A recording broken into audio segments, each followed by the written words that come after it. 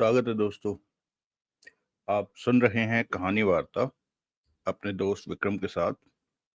शुरू करते हैं ठेकेदार पार्ट 6।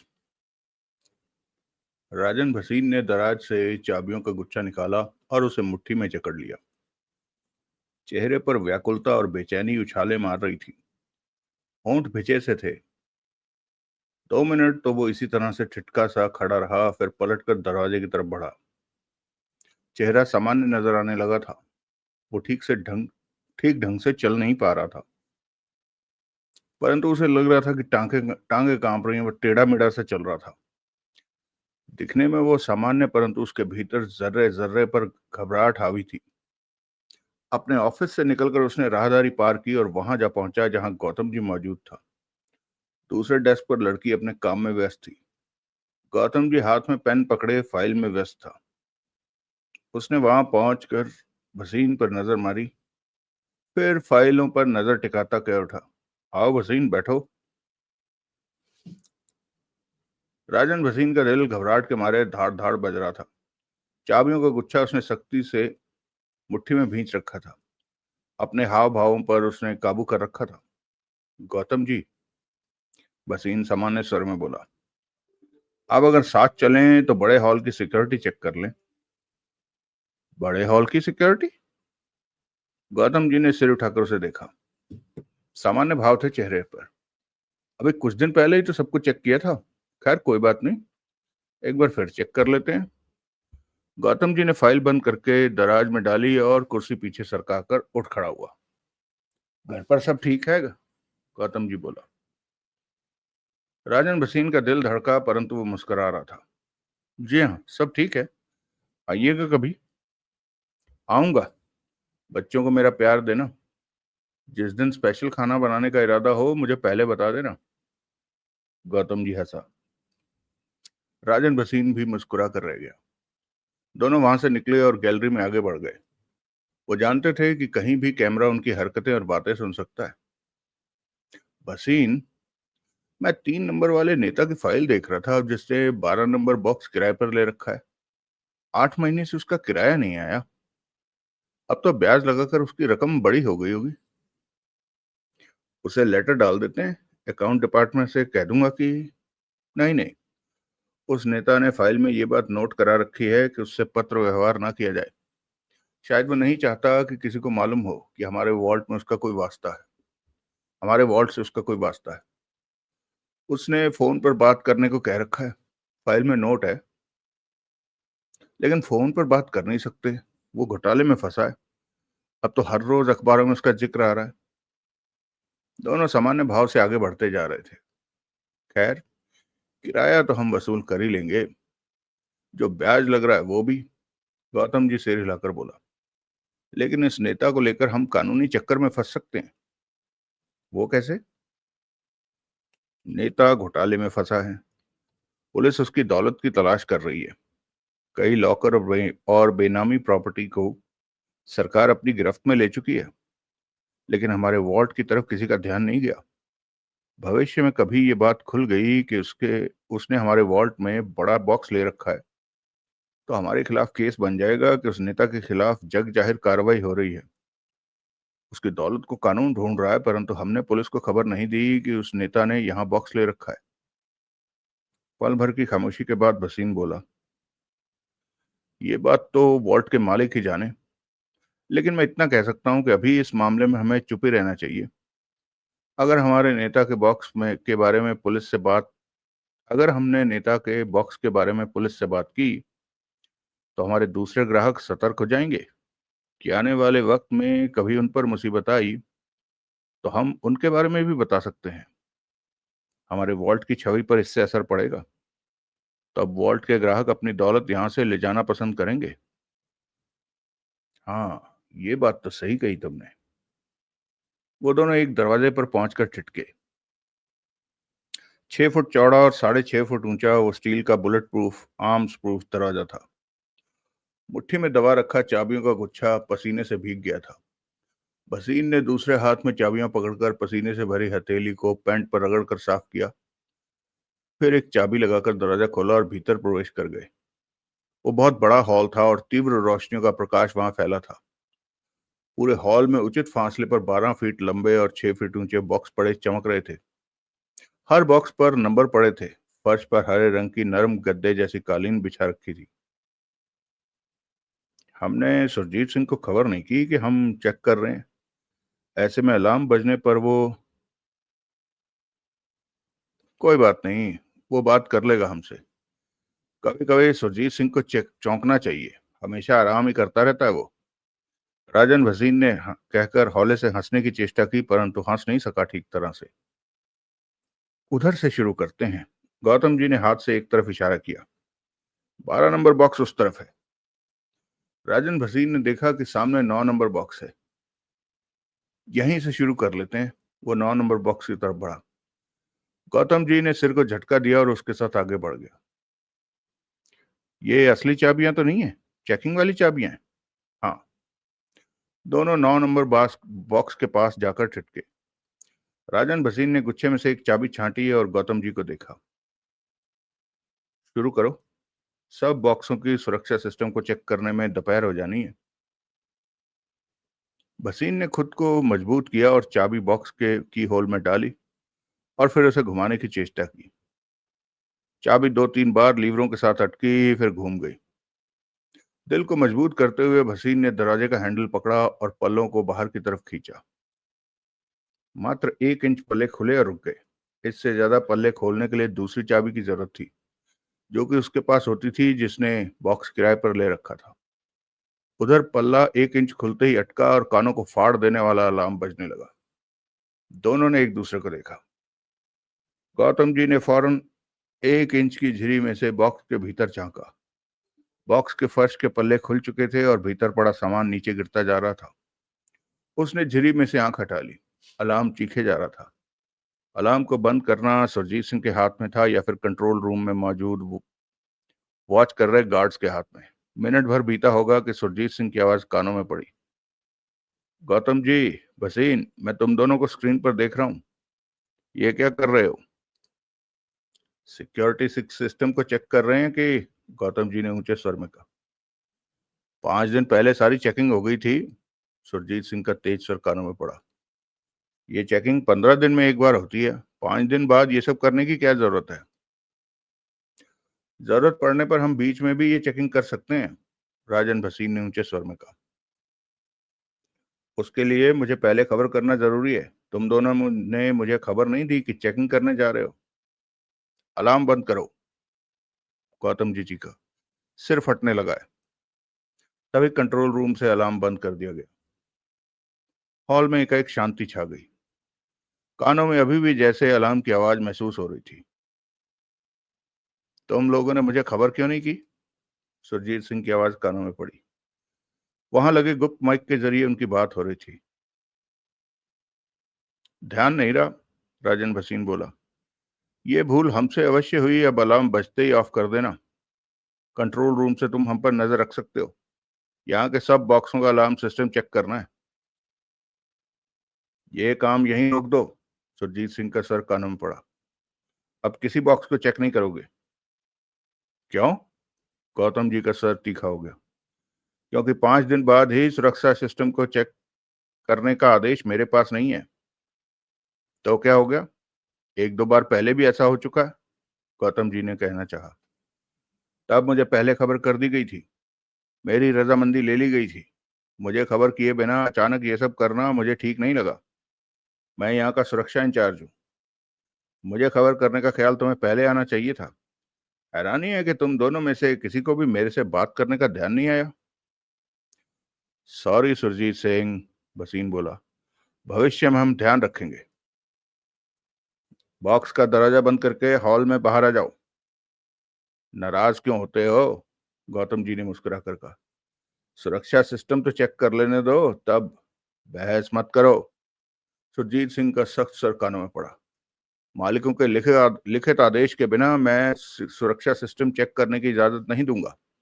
बॉक्स का दरवाजा बंद करो और बाहर निकल आओ। दोनों की नजरें मिली। गौतम जी ने हसरत भरी निगाहों से कुछ दूर मौजूद 12 नंबर बॉक्स को देखा और सोचा कि अगर पहले उसे खोल लेते तो उसके हक की बात हो जाती। गौतम जी, भसीन बोला। सुरजीत सिंह तो ज्यादा ही नाराज हो रहा है। घर से लड़कर आया होगा, तभी मूड खराब लगता है, गौतम जी ने मुस्कुराकर कहा। राजन भसीन ने बॉक्स के इंच भर खुले दरवाजे पर दोनों हाथ रखे और जोर से धकेला। दरवाजा भारी था, धीरे धीरे वापस अपनी जगह पर जाकर बंद हो गया। पुनः पुनः लॉक लगने की हल्की सी आवाज उनके कानों में पड़ी। भसीन ने उसके की होल के साथ डालकर हथेली में दबा लिया।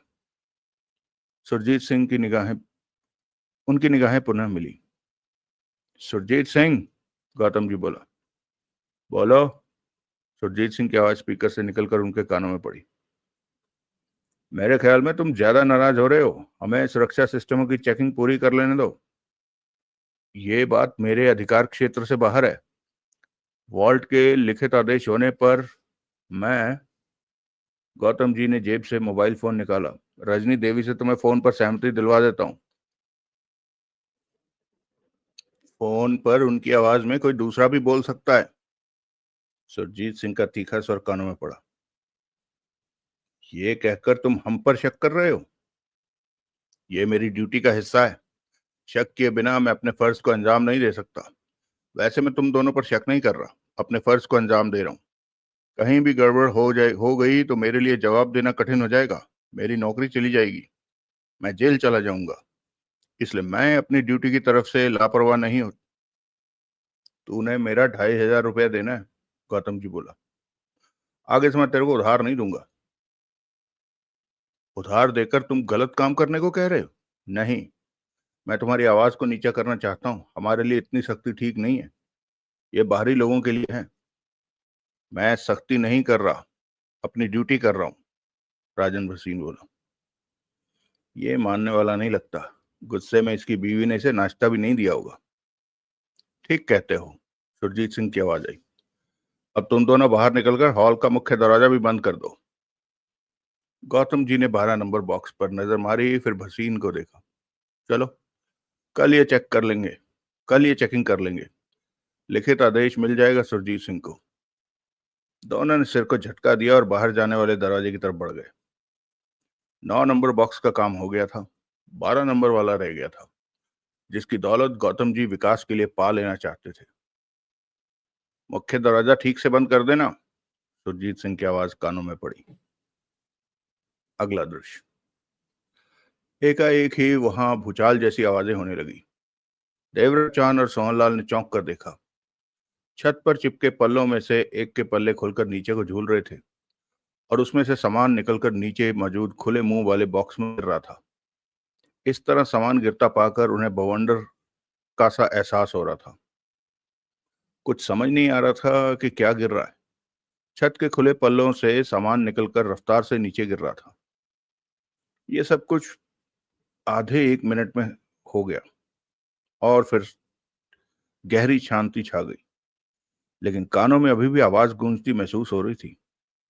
ऐसा लगा जैसे एकाएक तूफान थम गया हो, एकाएक आया तूफान थम गया हो।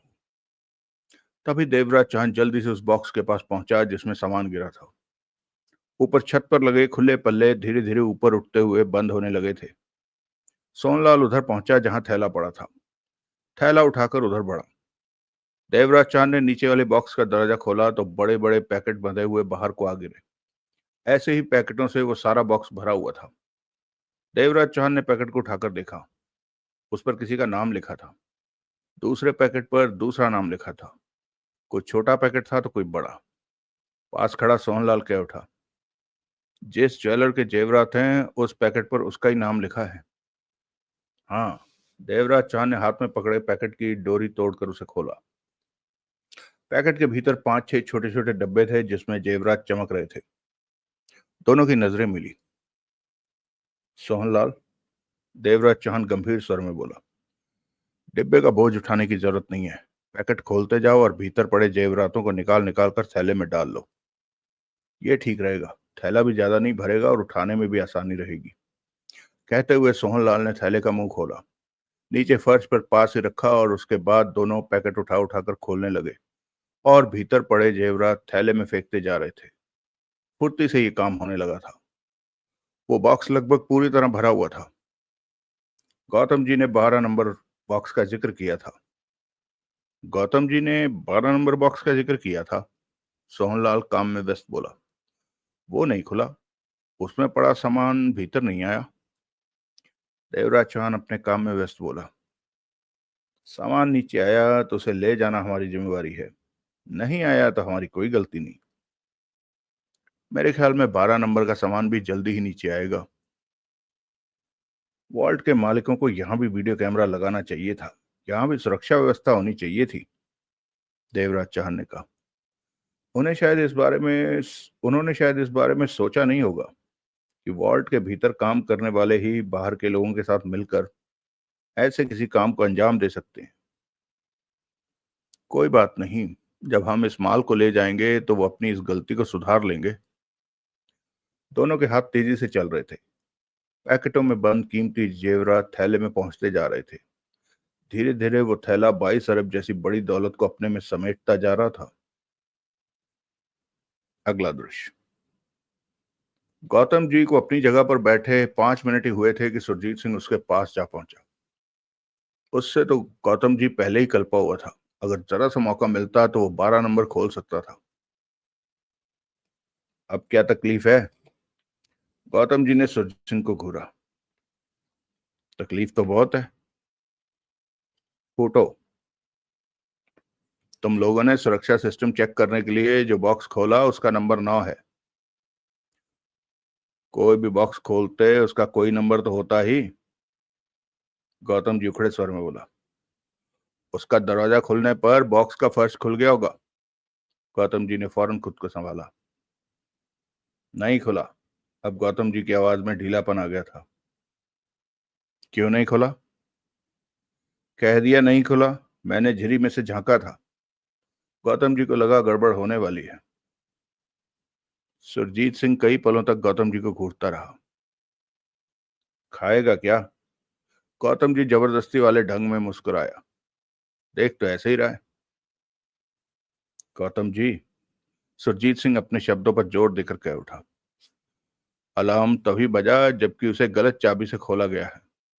सही चाबियां लगती तो अलार्म कभी नहीं बजता। ऐसे में बॉक्स के पल्लों का खुल जाना जरूरी है। उसके भीतर जो भी सामान है उसका नीचे गिर जाना लाजमी। सुरजीत, गौतम जी ने बोरियत दर्शाई। तूने सुना नहीं कि बॉक्स के फर्श के पल्ले नहीं खुले? मैंने जरा से खुले दरवाजे की झिरी से भीतर देखा था। सामान वैसे ही पड़ा था। पक्का? हाँ। सुरजीत सिंह ने कुर्सी खींची और बैठ गया। गौतम जी की नजरें सुरजीत सिंह पर थी। मन में बेचैनी भर आई। तेरे को कोई काम नहीं है क्या? लापरवाही से बोला गौतम जी। जब भी ऐसी चेकिंग की जाती है तो खाली बॉक्स में सामान डालकर चेक किया जाता है। ऐसे किसी बॉक्स को नहीं छेड़ा जाता जिसमें पार्टी का सामान मौजूद हो। हाँ। गौतम जी मन ही मन और भी सतर्क हुआ। बस इनने गलती से 9 नंबर में चाबी लगा दी थी जबकि उसके बगल वाले बॉक्स में लगानी थी, जो कि खाली था। ये तो अच्छा हुआ कि 9 नंबर का बॉक्स का सिस्टम खराब हुआ पड़ा है। उसमें पड़ा सामान नीचे नहीं गिरा। सुरजीत ने उसे घूरा। घर जाकर अपनी बीवी को आंखें दिखाना, मुझे नहीं। गौतम जी ने तीखे स्वर में कहा। मैं चेक करना चाहता हूँ। क्या? वो बॉक्स, उसे खोलो।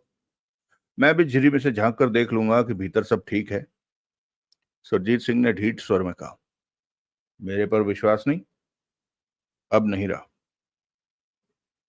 क्यों? अब क्या हो गया? कोई मर गया क्या?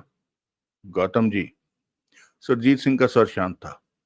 यह बात सुरक्षा सिस्टम के तहत ही आती है कि अगर गलत चाबी से बॉक्स का वो दरवाजा खोला जाए तो बॉक्स के पल्ले खुल जाएंगे और भीतर मौजूद सारा सामान नीचे गिर जाएगा।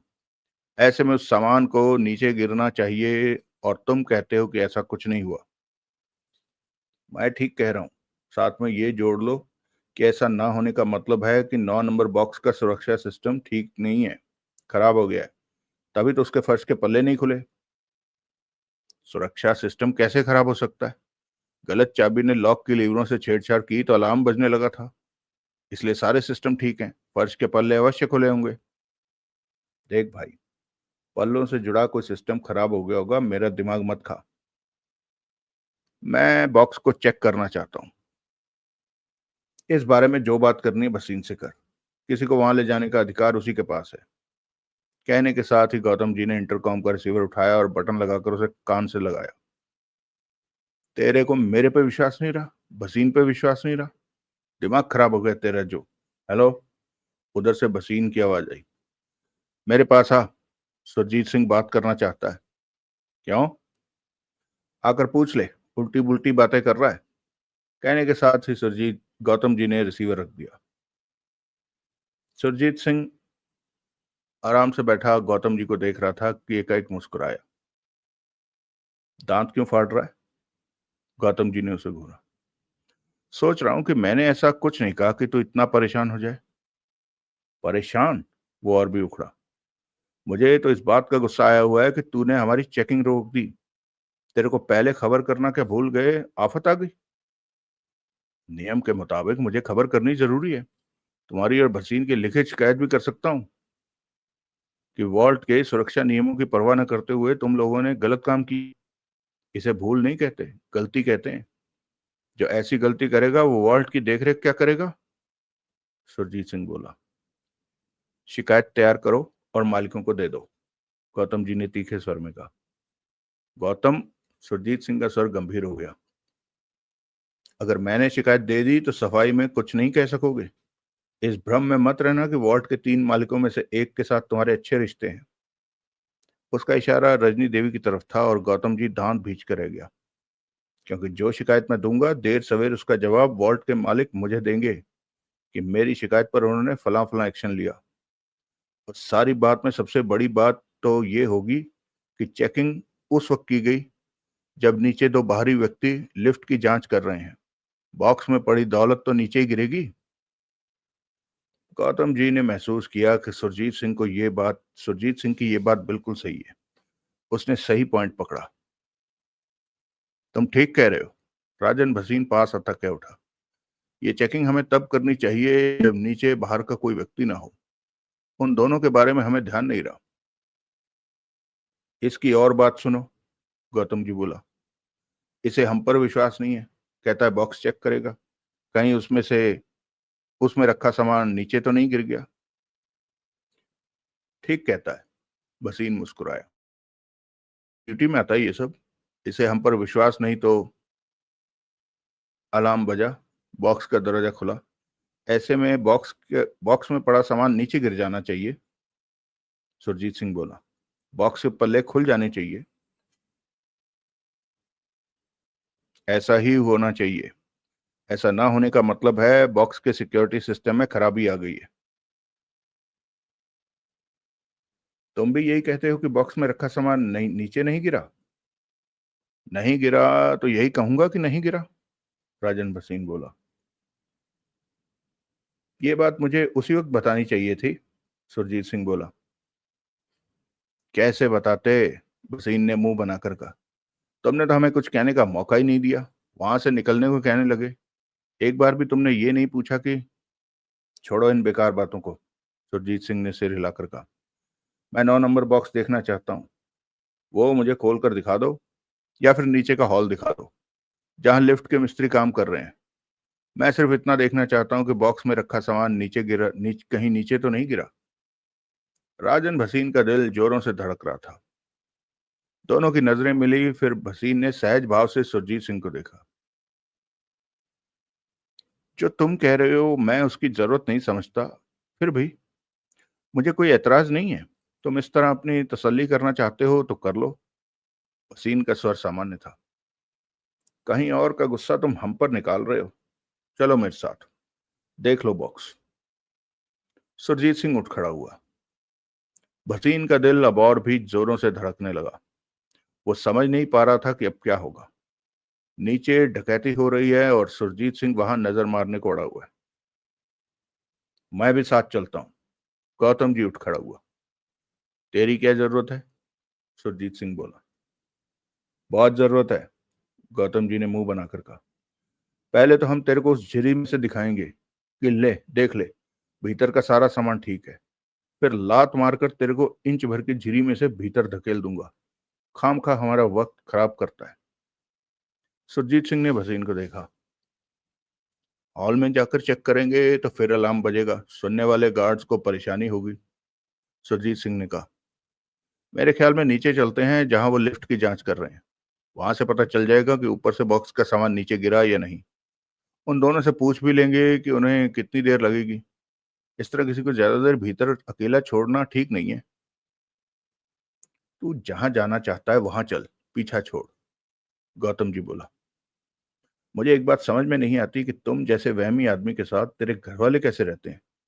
वो तो अब तक पागल हो गए होंगे। घर आना कभी मेरे, सुरजीत सिंह व्यंग से बोला। मिला दूंगा उनसे। बेकार की बातें छोड़ो। भसीन का स्वर असंयत सा होने लगा था। यहां से चलो। तीनों वहां से निकले और गैलरी में आगे बढ़ गए। भसीन बेहद परेशान सा था कि अब क्या होगा। ये नीचे जाकर देखना चाहता है जहां वो लोग जेवरातों के रूप में अरबों की दौलत समेट रहे हैं। वो क्या करे, जबकि गौतम जी मन में दृढ़ता से सोच चुका था कि उसे क्या करना है। मिनट भर बाद तीनों सीढ़ियों वाले दरवाजे पर रुके। राजन भसीन कॉम्बिनेशन नंबर मिलाने लगा दरवाजा खोलने के लिए। नंबर मिलाया, पल्ले खुल गए। सामने सीढ़ियां थी। वो कांपती टांगों से सीढ़ियां चढ़ने लगा। उसके पीछे सुरजीत सिंह, फिर गौतम जी था। गौतम जी 4 सीढ़ियां ही चढ़ा कि अपने आगे चढ़ रहे सुरजीत सिंह के सिर पर फुर्ती से हाथ रखा और दीवार से टकरा दिया। सुरजीत सिंह के होंठों से दबी दबी चीख निकली। राजन भसीन हड़बड़ा कर पलटा। तभी गौतम जी ने पुनः उसका सिर दीवार से टकराया। इस बार सुरजीत के होंठों से निकलने वाली कराह धीमी थी। उसके घुटने मुड़े। वो नीचे गिरने को हुआ कि गौतम जी ने उसे संभाल कर सीढ़ियों पर लिटा दिया। दीवार से जहां सिर टकराया था वहां पर खून लगा नजर आने लगा था। सीढ़ी पर जहां सुरजीत सिंह का सिर पड़ा था, खून की कुछ बूंदें वहां भी गिर गई थी। राजन भसीन डरा सा, आतंक से भरा, बेहोश पड़े सुरजीत सिंह को फटी आंखों से देखे जा रहा था। मर गए तुम, भसीन ने हड़बड़ा कर देखा। गौतम जी के होंठ भिजे हुए थे। ये जिंदा है, बेहोश है, खुद को संभालो। भसीन तेज राजन भसीन तेज तेज सांसें लेने लगा। अपने पर काबू पाओ, गौतम जी उसे उसी लहजे में बोला। हाँ हाँ, मैं ठीक हूं। राजन भसीन का चेहरा फक था। ये क्या किया तुमने? क्या करता, उसी स्वर में गौतम जी कह उठा। इसे साथ ले चलते, वहां ये डकैती होते देखता तो। अब क्या होगा? ये ये होश में आ सकता है। होश में नहीं भी आ सकता। दोनों की आंखें मिली। क्या कहना चाहते हो तुम? इसके हाथ पांव बांधकर बोरे में डाल देते हैं। देवराज चौहान जाते हुए इसे भी लेता जाएगा। फिर फिर क्या? किसी को गोली मारना देवराज चौहान के लिए कौन सी बड़ी बात है? रास्ते में कहीं भी इसे गोली मारकर फेंक देगा। ज्यादा ही चालाक बनता है। गौतम जी ने दांत भींचकर बेहोश सुरजीत सिंह को देखा। भसीन आंखें फाड़ उसे देखने लगा। इस तरह क्या दिखता है? तू इसे मार देगा? मैं नहीं मारूंगा। हमारे कहने पर देवराज चौहान इसे गोली मारेगा। भसीन ने सूखे होंठों पर जीभ फेरी, फिर बोला। उससे क्या होगा? ये मर गया तो हमें क्या फायदा? दोनों कई पलों तक एक दूसरे को देखते रहे। गौतम जी, भसीन घबराया सा बोला, ये बात छिपने वाली नहीं है कि हमने डकैती में सहायता की है।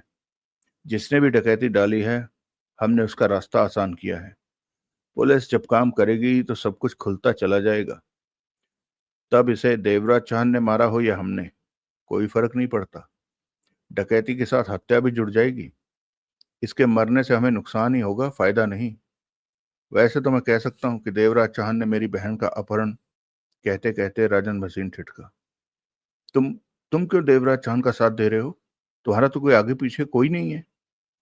गौतम जी ने होंठ भींच लिए। क्या किया है देवराज चौहान ने तुम्हारे साथ? कुछ नहीं। गौतम जी के होंठ खुले। उसने विकास का अपहरण कर रखा है और विकास की मां रजनी देवी से मेरा मिलना है।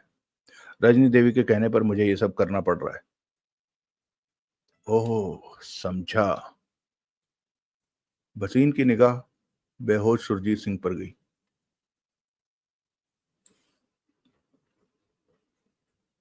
इसकी जान लेने की जरूरत नहीं है।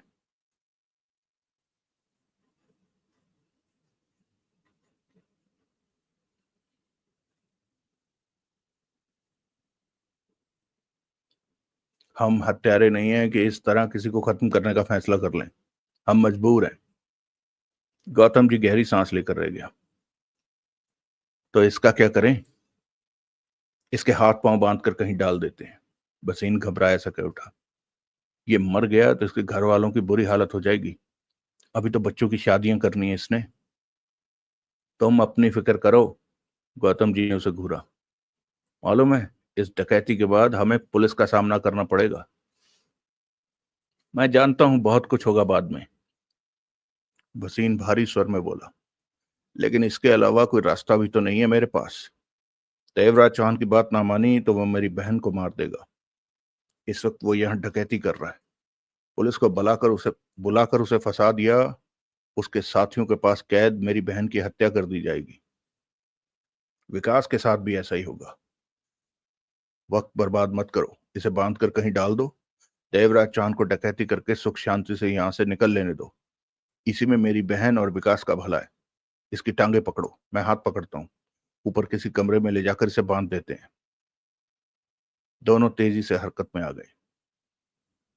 अगला दृश्य। सुरजीत सिंह को बांधकर एक कमरे में डालकर राजन भसीन और गौतम जी वापस पहुंचे तो तभी रजनी देवी ने वहां कदम रखा। गौतम जी जानता था कि रजनी देवी ने इसी वक्त आना था, ताकि देवराज चौहान दौलत के साथ निकले तो सुरजीत सिंह देवराज चौहान का रास्ता रोकना चाहे तो रजनी देवी दखल देकर देवराज चौहान को वहां से निकल जाने दे। परंतु अब तो उन्होंने सुरजीत सिंह का वक्ती इंतजाम कर दिया था। रजनी देवी ने ठिठक कर दोनों को देखा। आंखों में सवाल था कि सब ठीक है क्या। गुड मॉर्निंग मैडम, पसीन के होंठों से निकला। रजनी देवी ने सिर हिलाया। तुम जाओ, गौतम जी धीमे स्वर में बोला। अब तुम्हारी जरूरत नहीं। सुरजीत सिंह, रजनी देवी ने कहना चाहा। उसे गड़बड़ का आभास हो गया था। हमने उसे बांध कर डाल दिया। तुम इस मामले से अब दूर रहो। रजनी देवी ने कुछ नहीं कहा और पलटकर वापस चली गई। भसीन और गौतम जी की नजरें मिली। बातें बहुत थी कहने को, लेकिन कहने को कुछ भी नहीं था उनके पास। अगला दृश्य। सोहनलाल ने थैले का मुंह पकड़ा हुआ था। देवराज चांद ने मजबूती से डोरी बांध दी थी। 22 अरब के जेवरात उस थैले में बंद हो चुके थे और थैला आधा भी नहीं भरा था। बॉक्स के आसपास फर्श पर खुले अधखुले डिब्बे सैकड़ों की संख्या में बिखरे हुए थे। हो गया काम, सोहनलाल बोला। यहां से ठीक ठाक निकल गए तो फिर कोई दिक्कत नहीं। देखते हैं। देवराज चांद ने बेहद मोटे कपड़े के थैले को उठाकर कंधे पर लटकाया। आओ। सोहनलाल ने औजारों वाला थैला पकड़ लिया। दोनों लिफ्ट नुमा कमरे में पहुंचे। देवराज चांद ने भसीन के बताए नंबर इंटरकॉम पर दबाए तो कमरे का लिफ्ट नुमा दरवाजा बंद होता चला गया। हल्के झटके के साथ लिफ्ट जैसा कमरा ऊपर को उठने लगा। सारा काम निपटने में उन्हें 45 मिनट लगे थे। बाहर कैसा हाल होगा? सोहनलाल बोला। वैसा ही होगा जैसा होना चाहिए। तभी लिफ्ट रुकी। मध्यम से झटके के साथ पल्ले खुल गए। थैला कंधे पर लादे देवराज चांद बाहर निकला और गैलरी में आगे बढ़ गया। सोहनलाल उससे 2 कदम पीछे था। वो लंबी गैलरी पार करके उस दरवाजे के पास छिटके जिसके पार नीचे जाने के लिए सीढ़ियां थी। वहां दीवार पर बेल स्विच था जिसे देवराज चौहान ने दबाया। भसीन ने इसी बेल स्विच को दबाने को कहा था। मिनट बीता। दूसरा मिनट भी बीता। आया नहीं, कहते हुए सोहनलाल ने पुनः बेल का स्विच दबाया। तभी दरवाजे के दूसरी तरफ किसी के मौजूद होने का एहसास हुआ। दरवाजे पर कुछ करने की आवाज आई। इधर देवराज चौहान समझ गया कि राजन भसीन आया है। उधर से कॉम्बिनेशन नंबर मिल रहा था दरवाजे का लॉक खोलने के लिए। तभी दरवाजा खुला। भसीन का घबराया चेहरा नजर आया। तुम घबराए हुए क्यों हो? देवराज चौहान के होंठों से निकला। तुम लोगों का साथ दे रहा हूं। भसीन ने उसके कंधे पर लटके थैले पर नजर मारी जो पीठ तक जा रहा था। थैले का मुंह उसके दोनों हाथों से पकड़ा हुआ था। घबराहट तो होगी ही। काम हो गया? हाँ। आओ, वसीम पलटते हुए बोला। तुम दोनों को बाहर निकाल दूं। मेरी बहन को कब छोड़ोगे? जब हम यहां से बाहर निकले तो समझना तुम्हारी बहन आजाद हो गई। सोहनलाल बोला। झूठ तो नहीं कह रहे? हम तेरे को झूठे लगते हैं? वो बात नहीं है। आओ। भसीन के पीछे पीछे वो भी सीढ़ियां उतरने लगे। भसीन ने सीढ़ियों की दीवार पर लगा सुरजीत सिंह का खून साफ कर दिया था कि देवराज चांद न देख सके कि कोई गड़बड़ हुई थी। वो सुख शांति से देवराज चांद और सोहनलाल को वॉल्ट से निकाल देना चाहता था। भसीन दोनों को लेकर वहां पहुंचा जहां गौतम जी बैठा था। बाहर जाने का रास्ता वहीं से शुरू होता था। एक तरफ टेबल पर बैठी युवती लंबे से कागज पर हिसाब करने में व्यस्त थी। लिफ्ट को चेक कर लिया? उन्हें देखते ही गौतम जी बोला। गरारी फंस गई है, वैसे सब ठीक कर दिया है। जो पुर्जे बदलने हैं वो साथ ले जा रहे हैं।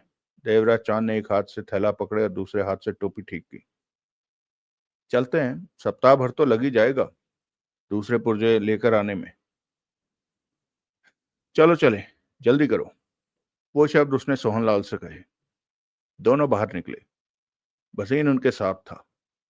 बाहर धूप फैली थी। गनमैन इधर उधर फैले नजर आ रहे थे। भसीन ही जानता था कि उसकी क्या हालत हो रही थी। अब वो ये सोचने लगा कि इनके जाने के बाद पुलिस का सामना करना पड़ेगा। सुरजीत सिंह को ज्यादा देर बांध कर नहीं रखा जा सकता था। शायद उसे होश भी आ गया हो। अगर सुरजीत सिंह इस मामले में ना आता तो ये बात देर में खुलनी थी कि डकैती हो गई है, 9 नंबर बॉक्स खाली है। परंतु अब तो सब कुछ हाथों हाथ खुल जाना था। अभी शोर पड़ जाना था। साथ चलते चलते दबे स्वर में भसीन बोला। मेरी बहन को जल्दी से छोड़ देना। फिक्र मत करो, तुम्हारी बहन को कम से कम हमारे से कोई खतरा नहीं है, देवराज चांद ने शांत स्वर में कहा। वो बिना किसी परेशानी के बाहरी गेट पर पहुंचे। वो बंद था। भीतर की तरफ भी 2 गनमैन खड़े थे। वो पहले से ही भसीन के साथ आते दोनों को और खास तौर से देवराज चांद के कंधे पर लदे थैले को देख रहे थे। उनकी नजरों को देवराज चांद ने पहले ही पहचान लिया था कि वो उन्हें रोकेंगे। हुआ भी यही। गेट खोलो। भसीन की आवाज को समा भसीन आवाज को सामान्य रखता हुआ कह उठा। जी सर, एक गनमैन ने कहा। गेट पास हमें दे दीजिए। गेट पास? भसीन की आंखें सिकुड़ी। सॉरी सर, वो पुनः कह उठा। सामान के साथ किसी ने बाहर जाना हो तो चीफ का दिया गेट पास होना जरूरी है। आप तो जानते ही हैं। कहते हुए उसने थैले पर नजर मारी जिसे देवराज चांद ने कंधे पर लाद रखा था। बेवकूफ, मैं साथ हूं तो गेट पास की क्या जरूरत है? चीफ ने हमें जो ऑर्डर दे रखा है हम उसी पर चल रहे हैं, गनमैन ने नम्र स्वर में कहा। सर, जब आपके पास बाहर जाते वक्त सामान होता है तो आप भी गेट पास हमें देते हैं। भसीन को लगा नई मुसीबत आ गई। अपने पास खड़े गनमैन को देखा, फिर वहां से नजर आ रहे अन्य गनमैनों को देखा जो इधर उधर फैले हुए थे। थैले में लिफ्ट के पार्ट्स हैं जिन्हें ठीक करने के लिए भेजा जा रहा है, सर, गनमैन ने सामान्य स्वर में कहा। चीफ ने शायद थैला चेक नहीं किया।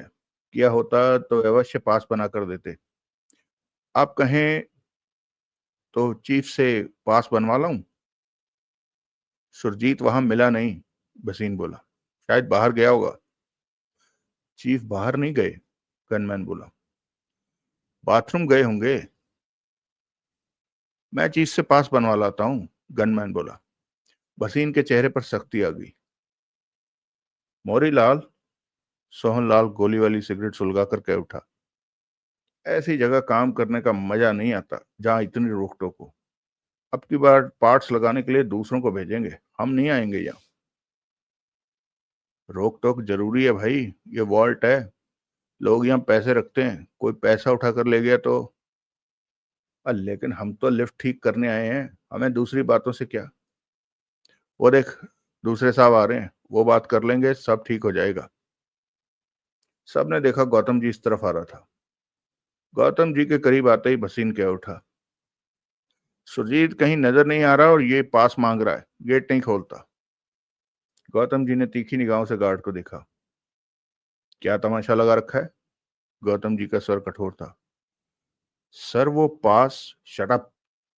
गौतम जी गुर्रा उठा। नौकरी करनी है तूने कि नहीं? जब हम कह रहे हैं तो गेट खोलने में तेरे को क्या एतराज है? खोल गेट। उसके बाद मेरे साथ भीतर चल। एक तो क्या, पास की पूरी कॉपी तेरे को थमा दूंगा। गनमैन हिचकिचाया। जल्दी कर उल्लू के पट्टे, कब तक खड़े तेरी शक्ल देखते रहेंगे? गौतम जी ने दांत भींच कर कहा। गनमैन ने दूसरे गनमैन को देखा, फिर 2 कदम आगे बढ़कर विकेट गेट खोल दिया। चल भाई मोरीलाल, सोहनलाल बोला। मैं तो ऐसी घटिया जगह दोबारा नहीं आऊंगा। तेरे को पहले ही बोला था कि यह घटिया नौकरी है। कहीं चाय की दुकान खोल ले तो वो ठीक रहेगा। सोहनलाल विकेट गेट से बाहर निकल गया। देवराज चांद भी कंधे पर देवराज चांद भी कंधे पर थैला लादे आगे बढ़ा और विकेट गेट से बाहर निकल गया। विकेट गेट बंद हो गया। बाहर की तरफ भी 2 गनमैन खड़े थे। राम राम भाई, सोहनलाल बोला। राम राम। देवराज चांद चंद कदमों की दूरी पर खड़े नीले स्कूटर की तरफ बढ़ गया। करीब पहुंचकर सोहनलाल पीछे वाली सीट पर बैठा तो बड़ा सा थैला देवराज चांद ने उसकी गोद में रख दिया। थैला बहुत भारी था, परंतु ये वक्त यहां से निकल जाने का था। देवराज चांद ने स्कूटर को स्टार्ट किया और स्टैंड से उतारकर बैठा और आगे बढ़ा दिया। 22 अरब की दौलत उनके बीच बीच पड़े थैले में थी। डकैती हो चुकी थी। जिक्र के काबिल कोई अड़चन नहीं आई थी। देवराज चांद ने दूर खड़ी कार को अपनी जगह से हिलते देखा, जिसमें जगमोहन था। एक झलक उसने देखी कि जगमोहन ने चेहरे पर रुमाल बांध रखा है। कार उन्हें पार करती हुई आगे बढ़ी। पास ही मोड़ था, वहां मुड़ गई।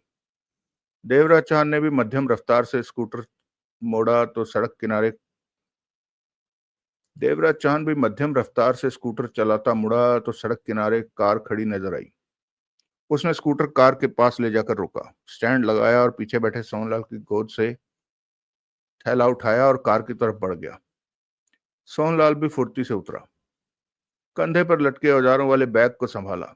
तेजी से वो कार के पास पहुंचा और पीछे वाला दरवाजा खोला। देवराज चांद ने थैला धकेलकर भीतर रखा। आधी सीट घिर गई। कुछ थैला पायदान पर फंस गया था। देवराज चांद ने थैला ठीक से ही रखा था कि एकाएक कार को तीव्र झटका लगा। वो संभल के ड्राइविंग सीट पर बैठने वाले ने पीछे देखा। नजरें मिली। उसकी आंखों को देखते ही देवराज चांद के मस्तिष्क को तीव्र झटका लगा। तभी तीव्रता से कार आगे भागी। देवराज चांद आधा भीतर आधा बाहर था कि कार आगे बढ़ते ही उसके कंधे से कार के देवराज चांद आधा भीतर आधा बाहर था कि कार आगे बढ़ते ही उसके कंधे से कार के दरवाजे का हिस्सा टकराया और वो लड़खड़ा कर फुटपाथ पर जा गिरा। कार तेजी से आगे दौड़ती चली गई। दरवाजा झटके से बंद हो गया। पास ही खड़ा सोहनलाल हक्का बक्का रह गया। कभी कार को जाते देखता तो कभी नीचे पड़े देवराज चांद को। देवराज चांद फुर्ती से खड़ा हो गया। आसपास जाते लोगों ने उसे गिरते हुए देखा था, परंतु वो अपनी राह चलते रहे। देवराज चांद के चेहरे पर उलझन के भाव थे। ये जगमोहन को क्या हुआ जो कार लेकर भाग? सोहनलाल ने कहना चाहा। वो जगमोहन नहीं था, देवराज चांद ने सख्त स्वर में कहा। विकास मल्होत्रा था। विकास मल्होत्रा? हाँ। चेहरे पर उसने रुमाल बांध रखा था। आंखों से मैंने उसे पहचाना कि वो विकास था। सोहनलाल हक्का बक्का से उसे देखता रहा। आओ, जगमोहन को देखें। वो वहीं कहीं होगा जहां कार खड़ी थी। दोनों तेजी से वापस बढ़े। लेकिन ये सब क्या, कैसे हो गया? पहले जगमोहन को देखो, बाकी बातें बाद में। वॉल्ट से जरा हटकर कुछ दूरी पर वही जगह थी जहां कार लेकर जगमोहन खड़ा था। दोनों तेजी से उस तरफ बढ़े जा रहे थे। दिन का 1 बजने वाला था। अगला दृश्य। जगमोहन मिला। फुटपाथ के किनारे इस तरह औंधे मुंह बेहोश पड़ा था कि देखने वाले को लगे जैसे नशा करके पड़ा हो। लोग आसपास से निकल रहे थे। कोई उसकी तरफ ध्यान नहीं दे रहा था। देवराज चांद ने जगमोहन को चेक किया। तब तक सोहनलाल ने सड़क पर जाती टैक्सी को रुकवा लिया था। देवराज चांद ने जगमोहन को उठाकर टैक्सी की पीछे वाली सीट पर लिटाया, खुद पास ही बैठ गया। सोहनलाल ड्राइवर के बगल में बैठा। टैक्सी आगे बढ़ गई।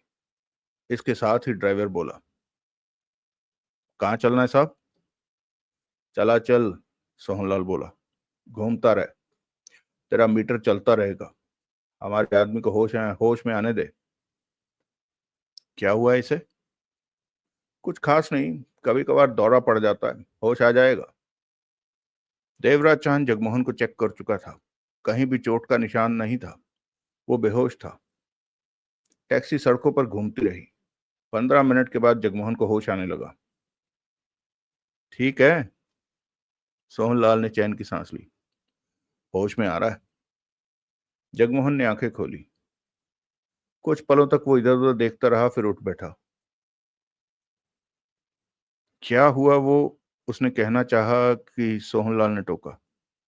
तेरे को दौरा पड़ गया था, अब ठीक है। जगमोहन ने सोहनलाल को देखा, फिर टैक्सी के भीतर हर तरफ नजर मारी। सामान कहाँ है? जो 9 नंबर वाला सामान? सोहनलाल ने कहा। हाँ, चिड़िया ले गई। क्या? जगमोहन हक्का बक्का से उसे देखने लगा। टैक्सी रोको, देवराज चौहान ने कहा। ड्राइवर ने टैक्सी रोकी। देवराज चौहान ने ड्राइवर को 200 रुपए थमाया और तीनों उतरकर सड़क के किनारे खड़े हो गए। टैक्सी वहां से चली गई। तुम्हारे साथ क्या हुआ? देवराज चौहान ने पूछा। मेरे साथ? जगमोहन ने बेचैनी से कहा। सड़क किनारे कार में बैठा था, तुम लोग वॉल्ट के भीतर चले गए थे। 10 मिनट ही बीते होंगे कि मेरे पास विकास आ पहुंचा। विकास मल्होत्रा? सोहनलाल बोला। जो हमारे पास होटल में? वही। वो मेरे पास आया तो मैंने पूछा वो कहाँ चला गया था, क्या कर रहा है। जगमोहन बोला। जवाब में उसने कहा कि कार छोड़ दूं, उधर खड़े होकर बात करते हैं। मैं कार से निकला और चंद कदमों की दूरी पर उसके साथ जा खड़ा हुआ। उसने उसने बात शुरू करने से पहले ही जेब से रुमाल निकाला और मेरी नाक से लगा दिया। तीव्र गंध वाली क्लोरोफॉर्म दवा थी, बेहोशी की। मैं कुछ समझ भी नहीं सका और बेहोश हो गया। उसके बाद अब होश आया। कहने के साथ ही वह सवालिया निगाहों से दोनों को देखने लगा। दोनों खामोशी से उसे देख रहे थे। वॉल्ट से जेवरात निकाले? जगमोहन ने पूछा। हाँ, देवराज चांद ने सपाट स्वर में कहा। वॉल्ट से जेवरात निकालने में हमें कोई परेशानी नहीं आई। थैले में अरबों के जेवरात भर के वॉल्ट के बाहर आ गए। ठीक जगह पर कार खड़ी थी। चेहरे पर रुमाल बांधे ड्राइविंग सीट पर तुम बैठे थे। 22 अरब के जेवरातों से भरे थैले को कार में रखा कि कार भाग गई। क्या? जगमोहन के होंठों से सूखा सा स्वर निकला। ड्राइविंग सीट पर विकास बैठा था। देवराज चौहान ने सिगरेट सुलगाकर कश लिया। जब वो भागा तो तब उसकी आंखों से मैंने उसे पहचाना। अब समझ में आया कि वो हमारे पास से और प्रिया रमेश कुमार के पास से कहीं पर एक दूसरे भागकर क्यों कहीं पर एक दूसरे से मिले और क्यों अपने घर वालों से बात नहीं की। जगमोहन भारी तौर पर बेचैन था। सोहनलाल की नजरें देवराज चौहान पर थी। वो चाहते थे कि हम डकैती कर लें। अब विकास ने जो किया, उससे जाहिर हो गया है कि वो हम पर, हमारी हरकतों पर नजर रख रहा था कि हम कब दौलत को वार्ड से बाहर लाएं और दौलत लेकर हमें धोखा देकर भाग निकले। ऐसा हो भी गया। 22 अरब के जेवरातों से भरा थैला कार सहित लेकर भाग गया। हम उसे रोक नहीं सके क्योंकि वो रोशनी में रहकर अपनी कोशिशों को अंजाम दे रहा था, जबकि उसके इरादों के प्रति हम पूरी तरह अंधेरे में थे। हाँ, जगमोहन के होंठ भिज गए। तभी तो मैं धोखा खा गया। वो मेरे पास आया और कितनी आसानी से मुझे बेहोश कर दिया। किसी और स्थिति में मुझ पर काबू पाना मुमकिन नहीं था उसके लिए। तब तेरे को सोचना चाहिए था कि अचानक वो वॉल्ट के सामने तेरे को क्यों मिल रहा है, सोहनलाल ने कहा। उस वक्त तो तेरे को अपने रिश्तेदार से भी नहीं मिलना चाहिए था। सच में, तब मुझे ध्यान आना चाहिए था कि वो यहाँ कैसे, लेकिन मुझे ध्यान नहीं आया। जगमोहन का चेहरा गुस्से से भरा हुआ था। लेकिन अब क्या होगा? वो नशेड़ी अरबों की दौलत ले गया उसे। तभी उनके कानों में पुलिस के सायरन की आवाजें पड़ने लगी। आवाजें वॉल्ट की तरफ से आ रही थी। तीनों की नजरें मिली। लगता है वॉल्ट में पुलिस आ पहुंची है, सोहनलाल के होंठों से निकला। इतनी जल्दी डकैती की बात कैसे खुल गई? वॉल्ट के भीतर ऐसा कुछ तो हुआ ही होगा कि पुलिस को वहां आना पड़े, देवराज चांद बोला। यहां से चलो, विकास को ढूंढना होगा कि वो कहाँ है। प्रिया भी अवश्य उसके साथ होगी। इतनी बड़ी दौलत को वो संभाल नहीं सकेंगे, खास तौर से तब जबकि दौलत जेवरात के रूप में है। इससे पहले कि पुलिस उन तक पहुंचे, हमें उन तक पहुंचना चाहिए। तीनों वहां से हिले और फुटपाथ पर आगे बढ़ने लगे। जगमोहन, देवराज चांद ने गंभीर स्वर में कहा, हम दोनों ने नीले रंग की वर्दी पहन रखी है। ये वर्दी हमें फंसवा सकती है। आसपास नजर रखो, किसी दुकान से हमारे लिए पैंट कमीज खरीद लो। हम उन्हें कहाँ ढूंढेंगे? जगमोहन बोला। दौलत के साथ वो लोग जाने कहाँ होंगे। कोशिश करेंगे कि वो हमें मिल जाएं। मुझे नहीं लगता कि वो अब हमें मिलेंगे। सोहनलाल ने गहरी सांस ली। दो ही बातें हैं, या तो वो दौलत के साथ दूर निकल जाएंगे या फिर पुलिस के हाथ पड़ जाएंगे। दो ही बातें हैं, या तो वो दौलत के साथ दूर निकल जाएंगे या फिर पुलिस के हाथ पड़ जाएंगे। अगला दृश्य। विकास मल्होत्रा के चेहरे पर बदहवासी के भाव थे। उसने कार को तेजी से भगाया। मिनट भर बाद अगला चौराहा आया। चौराहे को पार किया तो प्रिया और निशा खड़ी नजर आई। फुटपाथ था। निशा अभी भी 502 पताका बीड़ी वाला थैला हाथ से बंद करके पकड़ रखा था। कार रुकने पर उन दोनों की निगाह स्टीयरिंग सीट पर बैठे विकास पर पड़ी। जल्दी करो, भीतर बैठो, वो पीछे हो सकते हैं। विकास मल्होत्रा गला फाड़कर चीखा।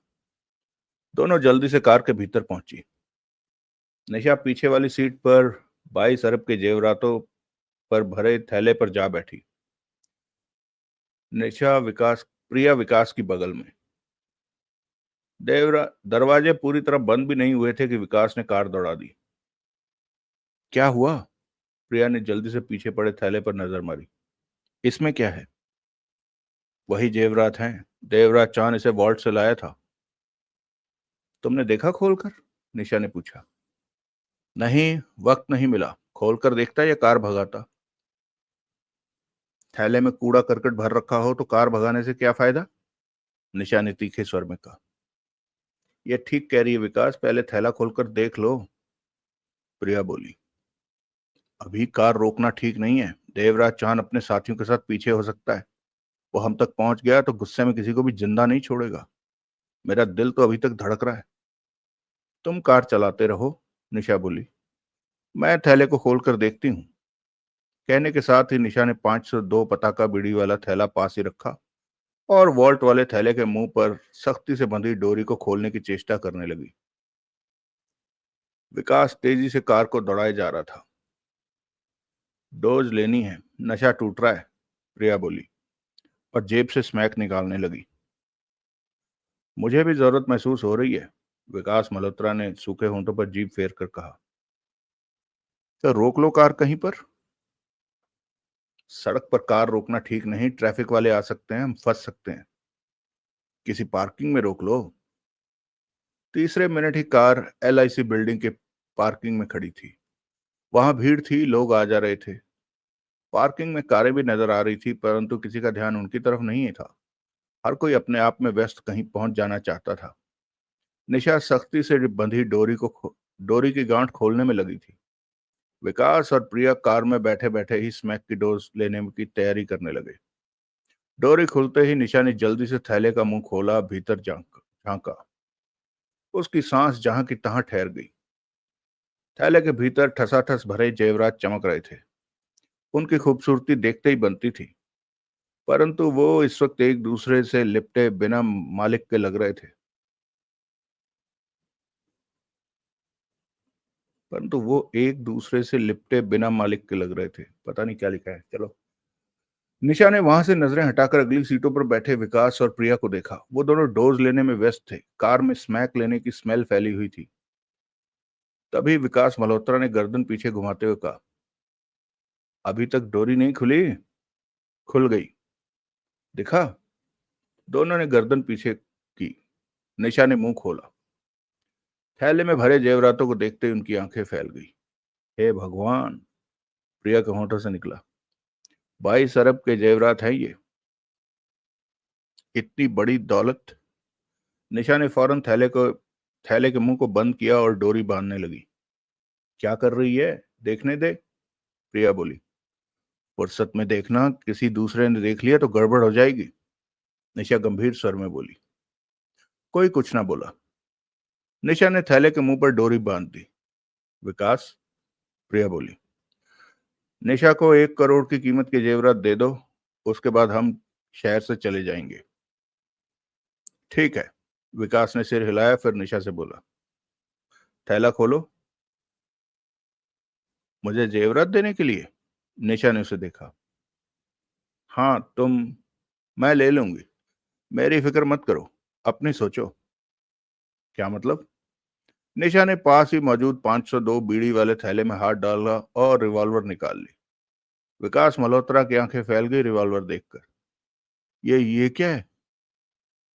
उसके होठों से निकला। ये तो रिवॉल्वर है विकास। प्रिया कह उठी। वो चौंकी चौंकी सी लगने लगी।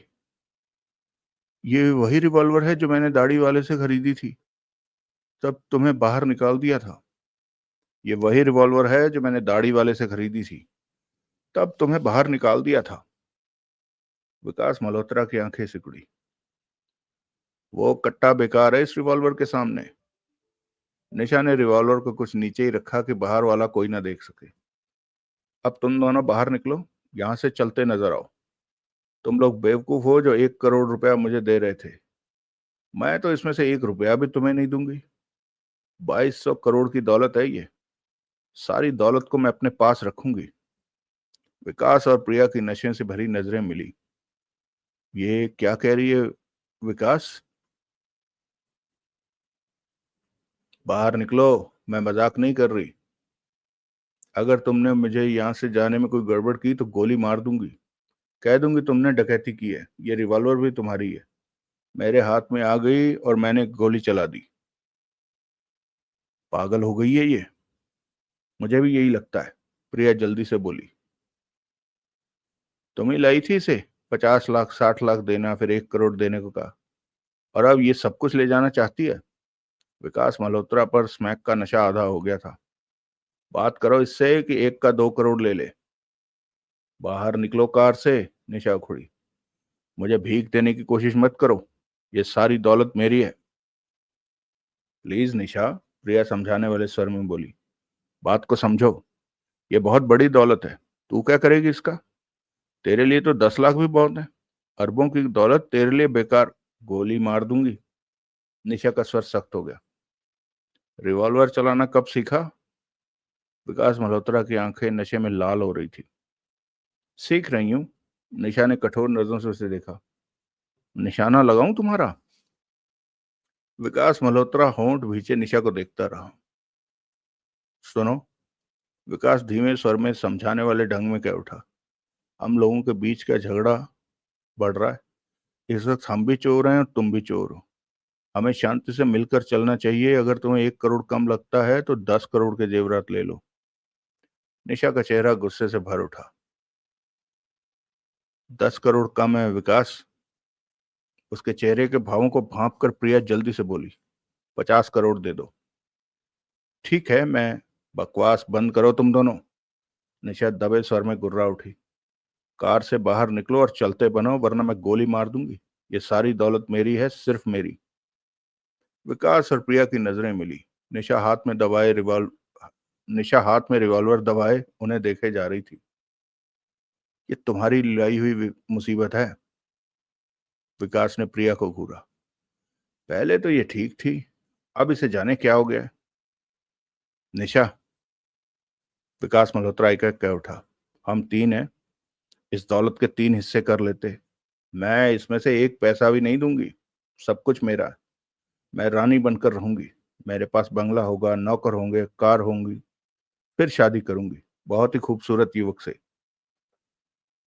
ये सब बातें तेरे को मैंने ही समझाई थी, प्रिया जल्दी से कह उठी। लेकिन अकेले तू ये काम नहीं कर सकती। साथ में तेरे को कोई ऐसा चाहिए जो इन कामों में तेरा साथ दे। सोच तो, तू एक जेवरात भी बेचने जाएगी तो उसकी कीमत का क्या अंदाजा होगा तेरे को? 10 लाख के जेवरात को खरीदने वाला तुझे 1 लाख रुपया 10 लाख के जेवरात को खरीदने वाले ने 1 लाख रुपया तेरे हाथ में रख देना है। इस तरह 22 अरब की दौलत तेरे लिए 22 करोड़ भी नहीं, 22 करोड़ की भी नहीं रहेगी। हम तीनों मिलकर रहेंगे। दोस्तों, बहुत बुरी तरह से मिसप्रिंटिंग है, मैं बड़ी मुश्किल से पढ़ पा रहा हूँ। मैं ये पेज आगे स्किप करूंगा।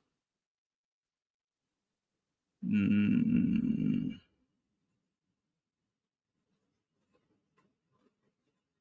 ये जेवरात बेचेगी, पुलिस आ जाएगी। मेरे ख्याल से वो उसे डरा रहे हैं कि तू कभी दिल्ली से बाहर नहीं गई, तूने वो नहीं किया। जहां से ठीक लिखा है वहां से पढ़ता हूँ। निशा का सिर इंकार में हिला।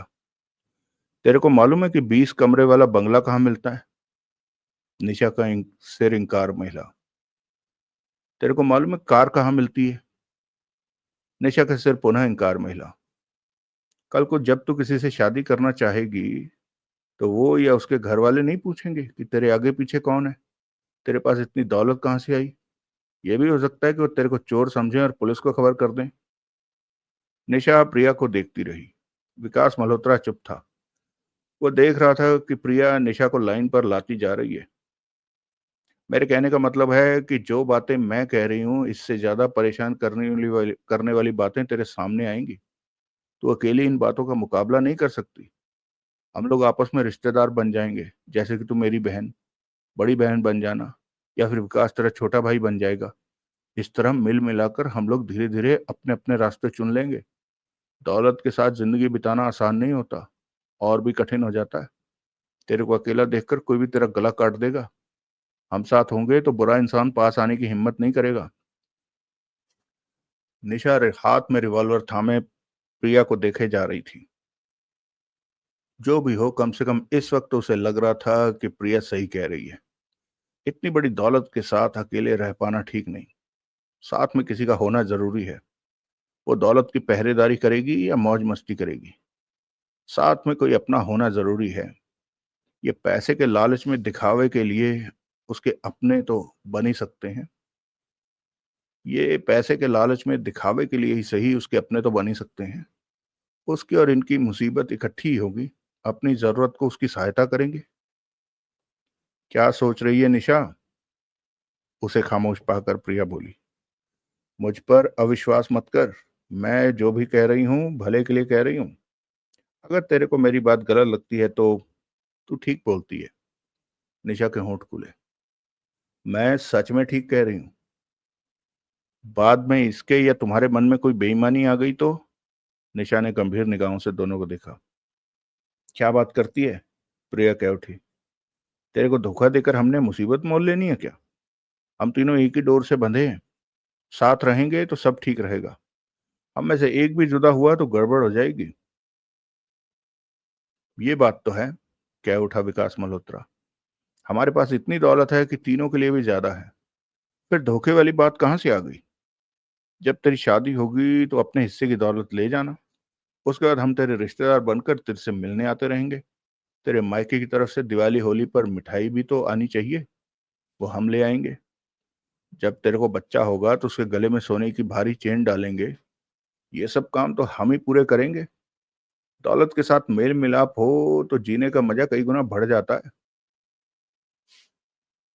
निशा ने गहरी सांस ली और सीट के साथ टेक लगाकर बैठ गई। रिवॉल्वर वाला हाथ नीचे कर लिया। अब भी तो चाहे तो हम तेरे को सारी दौलत के साथ छोड़कर चले जाते हैं। निशा हिली और रिवॉल्वर वाला हाथ 502 पताका बीड़ी वाले थैले में डाला और रिवॉल्वर वहीं छोड़कर खाली हाथ बाहर आ गया। विकास और प्रिया उसे देख रहे थे। हम इकट्ठे ही रहेंगे, निशा बोली। दोनों ने मील भर लंबी चैन की सांस ली। गुड, प्रिया ने कहा और विकास से बोली, हम अभी दिल्ली से बाहर निकल चलते हैं। दिल्ली से बाहर निकलना ठीक नहीं होगा शायद। डकैती होने की खबर फैल गई होगी। पुलिस की नाकाबंदी लगनी शुरू हो गई होगी। सबसे बड़ी बात तो यह है कि ये कार देवराज चांद ने डकैती के लिए कहीं से चोरी की होगी। कंट्रोल रूम से इस कार का नंबर और रंग हर जगह भेज दिया गया होगा। हम बिना वजह पकड़े जा सकते हैं। तो क्या किया जाए? प्रिया बोली। सबसे पहले ये कार हमें छोड़नी होगी, निशा ने कहा। तो जेवरातों से भरे थैले को हम कहाँ लेकर घूमते रहेंगे? पकड़े जाएंगे। इसके बाहर सुपर वॉल्ट लिखा है, विकास बोला। सूटकेस खरीद कर सारे जेवरात उसमें भर लेंगे, 2 सूटकेस ठीक रहेंगे। प्रिया ने उसे देखा। सूटकेस? वो तो महंगे आएंगे। पैसे नहीं है हमारे पास।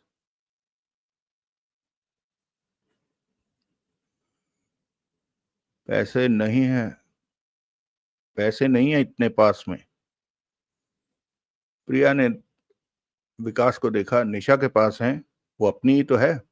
क्यों निशा? वो अपने ही तो हैं, सॉरी। निशा ने 502 पताका बीड़ी वाले थैले में से नोटों की गड्डी निकाली और 10 नोट गिनकर उसे दिए। 5,000 रुपया है, 2 सूटकेस अभी लाओ।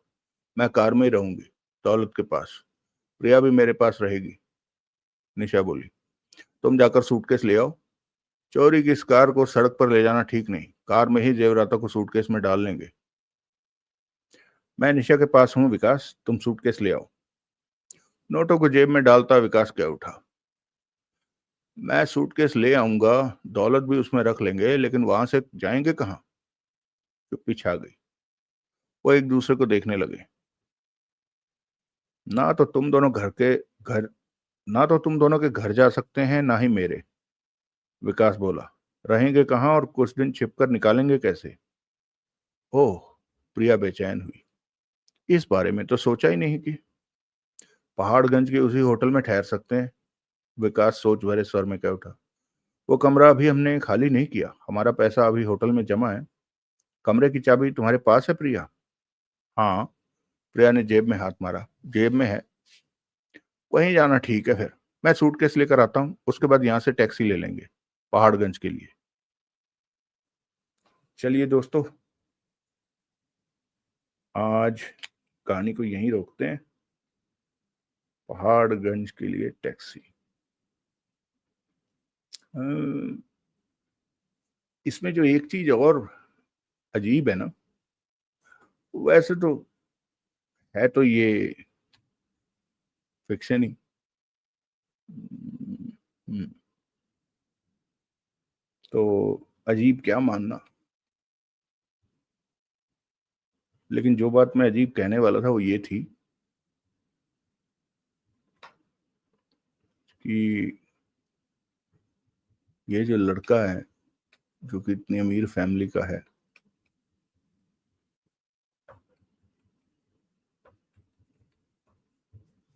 इसे अब जब इनके पास इतने सारे पैसे हैं, तब भी इसे पहाड़गंज ही सूझा। खैर, क्योंकि किसी ढंग के होटल में रहो तो इतनी आसानी से पूछताछ नहीं होती, लेकिन ये बेचारे दिमाग से पैदल हैं, नशा कर करके दिमाग इनका उठ चुका है। तो खैर, चलिए हम आप लोगों के संदेशे पढ़ लेते हैं। जैसा मैंने कहा था, हम केवल वही संदेश पढ़ेंगे जिनमें कोई तत्व हो, यानी कोई मटेरियल हो उसमें। तो शुरू करते हैं 1 मिनट बाद। आज ब्राउजर क्यों नहीं चल रहा?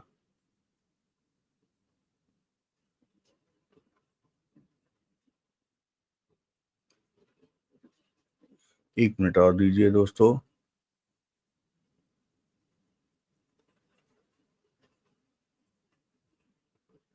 हम्म हम्म